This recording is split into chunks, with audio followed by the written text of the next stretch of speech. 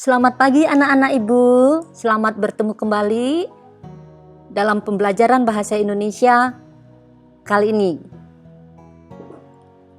Anak-anak ibu masih melanjutkan materi pekan lalu, yaitu mengonstruksi artikel dengan memperhatikan fakta dan opini. Kompetensi dasarnya adalah 4.11.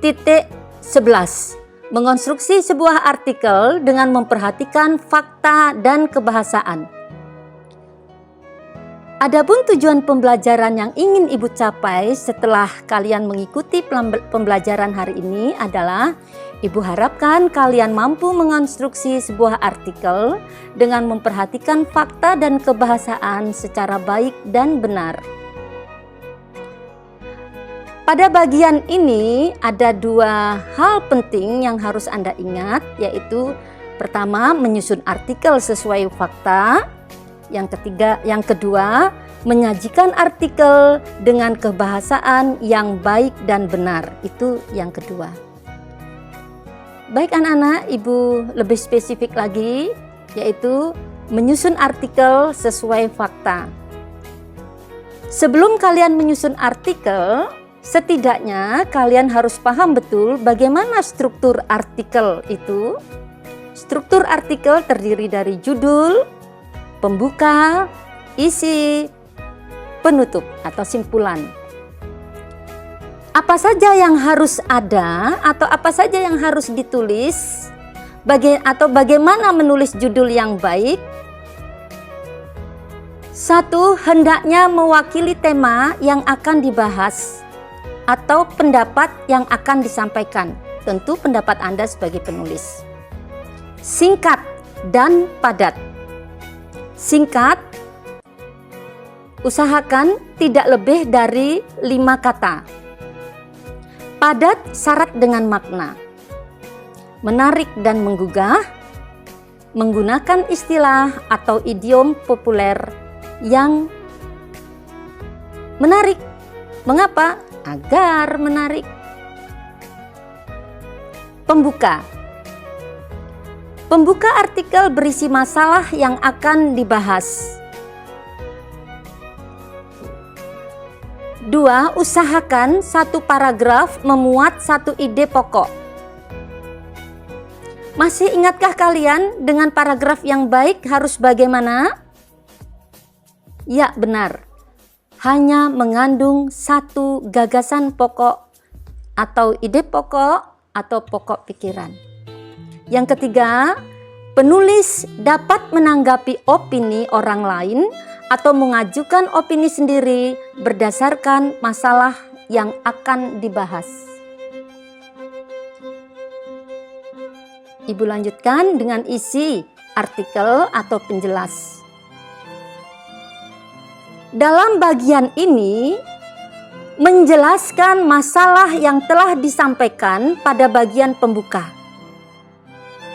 Ulasannya harus mendalam tentang masalah yang diulas. Memuat opini-opini berdasarkan fakta di lapangan. Yang keempat, untuk menguatkan opini, penulis dapat menggunakan referensi guna menguatkan opininya. Ingat anak-anak, pada bagian isi ini harus kohesi, utuh, membicarakan hal yang sama.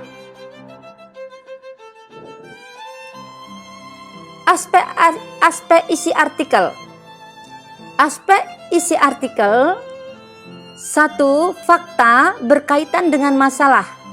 2. Argumen atau opini penulis berdasarkan masalah. 3.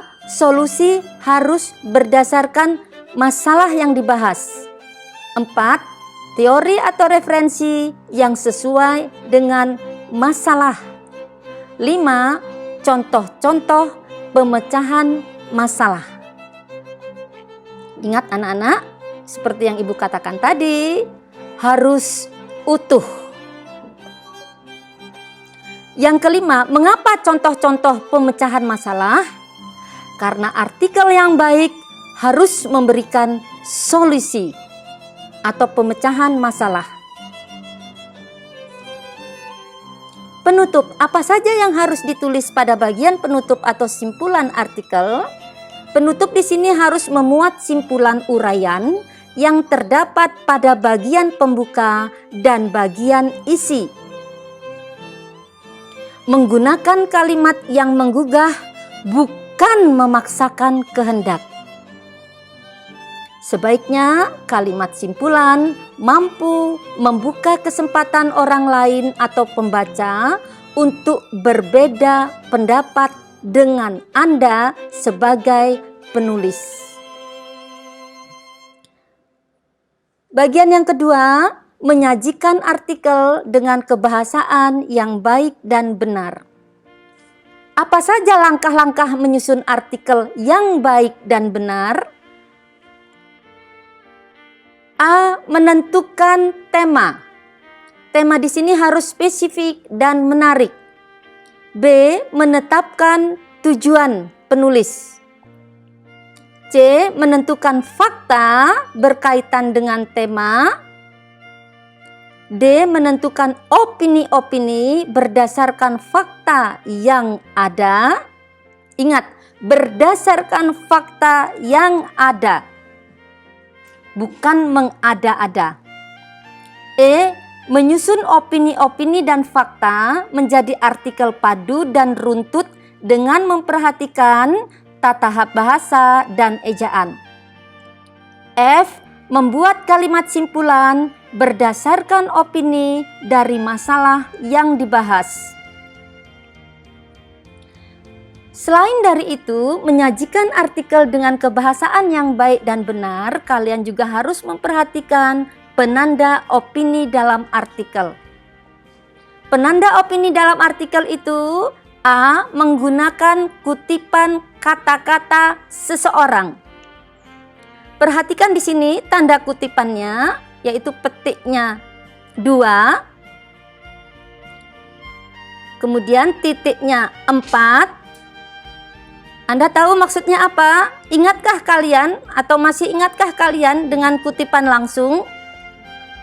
Kutipan langsung adalah kutipan yang sama persis, tidak diubah sedikit pun. Jadi sama persis dengan apa yang ada dalam teks yang Anda kutip. Berarti itu sebuah kalimat. Nah, kalimat itu diawali dengan huruf kapital, diakhiri dengan tanda baca, titik. Sehingga tanda titik 4 kali berarti apa anak-anak? Nah, tanda petik, bla bla bla bla, titik, bla bla bla bla. Yang dikutip di dalam tanda kutip. Atau kalimat yang kalian kutip harus ditulis di dalam tanda kutip. B. Menggunakan sudut pandang penulis dalam bentuk penafsiran terhadap fakta. C. Menggunakan kata tidak pasti. Contoh, mungkin, rasanya. D. Menggunakan kata yang bertujuan menyampaikan. Sebaiknya, saran, pendapat. Anak-anak, pada kesempatan emas ini Ibu minta kalian untuk mengerjakan yang Ibu inginkan, yaitu dalam bentuk tugas. Pilihlah salah satu tema di bawah ini untuk Anda jadikan sebuah artikel yang baik dan benar dengan memperhatikan fakta dan kebahasaannya. Ada 2 tema. Vaksin COVID-19 diragukan masyarakat. 2. Banyak pesawat tidak dioperasikan selama pandemi. Ketentuan, artikel harus memuat 5 buah fakta. 2. Susunlah kalimat fakta tersebut menjadi 5 paragraf. Paragraf yang disusun harus padu, logis, dan memiliki keterkaitan. Nah, anak-anak dibaca ya. Nah, anak-anak, Ibu berikan contoh artikel. Rem dan gas kebijakan lobster. Silahkan Anda baca nanti dengan baik. Nah, coba kita baca bersama ya. Sepanjang tahun ini, nasib lobster berubah karena pandangan yang bertolak belakang di antara dua Menteri Kelautan dan Perikanan, Edi Prabowo dan Susi Pujiastuti. Menurut Anda, apakah ini termasuk fakta atau opini? Ya, benar jawaban Anda. Opini. Terus faktanya yang mana? Ya, coba kita ini hanya sebuah contoh ya.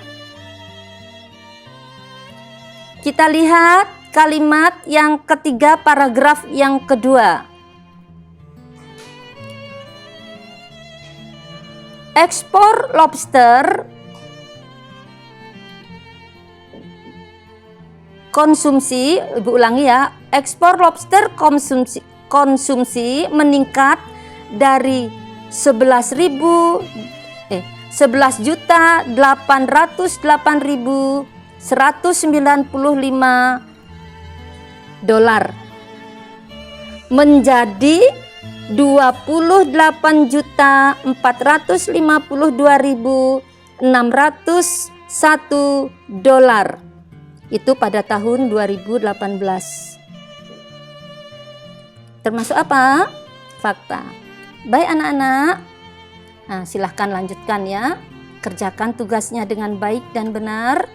Nah, baca dulu ini contoh yang Ibu beri sebagai bahan perbandingan, kemudian Anda buat. Baik anak-anak, demikianlah pertemuan kita kali ini yang berkaitan dengan menyusun teks artikel. Semoga bermanfaat. Selamat belajar. Doa terbaik Ibu untuk kalian. Semoga apa yang kalian cita-citakan boleh tercapai. Ingat, orait labora. Doa dan usaha akan mengantarkan kesuksesan kepada kalian. Selamat pagi, sampai jumpa.